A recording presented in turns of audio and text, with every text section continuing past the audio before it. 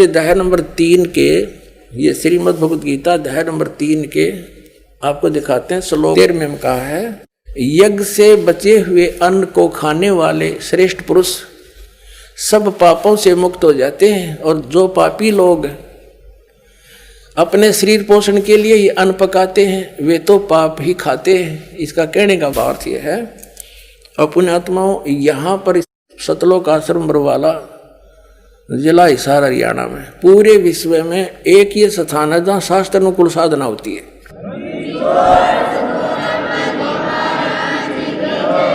ये क्या बता रहे हैं, यज्ञ से बचे हुए अन्न को खाने वाले श्रेष्ठ पुरुष संत यानी अच्छी आत्मा तो सब पापों से मुक्त हो जाते हैं। हम सबसे पहले परमात्मा का भोग निकालते हैं, भोजन का भी हलवे का प्रसाद बनकर आता, वो भी उसको भगवान के भोग लगाकर फिर शेष अन्न को वितरित किया जाता है। तो ये कहते हैं, यज्ञ से बचे हुए अन्न को खाने वाले संत, साधु संत भक्त, यज्ञ से बचे हुए अन्न को खाने वाले संत है यानी साधु संत भक्त आत्माएं, अच्छी आत्माएं सब पापों से मुक्त हो जाते हैं। अब कहने का भाव ये है कि यहाँ पहले भगवान को भोग लगा के शेष बचे हुए अन्न को उसके बच्चों को वितरित किया जाता है, वो महापाप नाशक बन जाता है। तो यहाँ आओगे तो सारी साधना मिल लगेगी आपने, तो सब पापों से मुक्त आप होगे। ज्ञान सुनोगे, धर्म यज्ञ, ज्ञान यज्ञ, प्रणाम यज्ञ, सारी यज्ञ, सब साधना पूरा ट्रीटमेंट दिया जाएगा। फिर कहते हैं जो दान धर्म नहीं करते हो तो चोर हैं भगवान के। जिन हर की चोरी करी और गए राम गुण भूल, ते बिदना बागुल किए वो फिर झूले उल्टी झूल।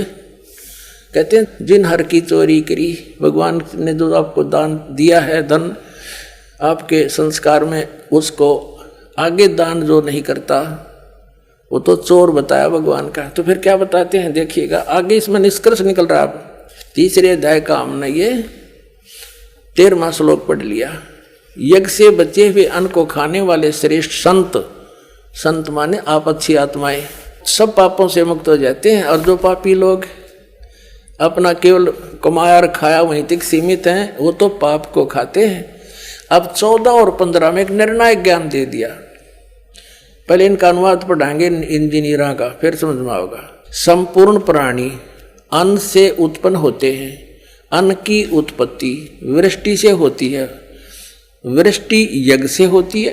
यज्ञ इसका अर्थ है शास्त्र अनुकूल कर्मों से जो होता है वो विहित कर्मों से उत्पन्न होने वाले हैं, यज्ञ यानी धार्मिक अनुष्ठान। और कर्म समुदाय को तो ब्रह्मो उद्भवम, इन्होंने ब्रह्म का अर्थ वेद कर दिया है। कोई बात हुई, ब्रह्म का अर्थ वेद कर दिया।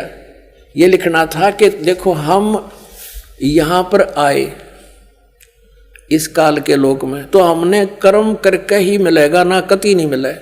तो कहते हैं ये कर्म लगाए ब्रह्म ने बनाया विधान यहाँ का, और ब्रह्म की उत्पत्ति हुई परम अक्षर ब्रह्म से, उस परमात्मा से, सच्चिदानंद घन ब्रह्म से। इसका अर्थ तो ये है, लेकिन इन अज्ञानियों ने कुछ ज्ञान तो था नहीं, सारे उल्टे अडंगे अड़ा दिए।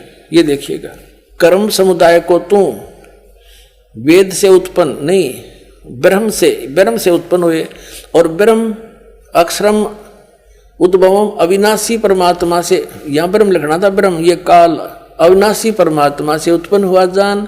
इससे सिद्ध होता है कि सर्वगतम ब्रह्म, सर्वगतम माने सर्वव्यापी परमात्मा, सबका मालिक, सदा ही यज्ञों में प्रतिष्ठित है। वो इष्ट रूप में पूज्य है, वही प्रतिष्ठित है सभी यज्ञों में, उसको इष्ट मानकर पूजा करनी चाहिए। इसका निष्कर्ष ये निकल गया। अब हम उस परमात्मा को इष्ट मानकर पूजा करेंगे तो हमारी शास्त्र अनुकूल साधना होगी। और इसमें कहा है कि सारा जो शास्त्र अनुकूल साधना करने से हमारे शुभ संस्कार बनेंगे। ये भक्ति रूपी पौधा बड़ा होगा, ब्रह्मा विष्णु महेश के पास हमारे संस्कार जाएंगे, और ये बिना मांगे आपको देंगे, आपको बिना मांगे देंगे।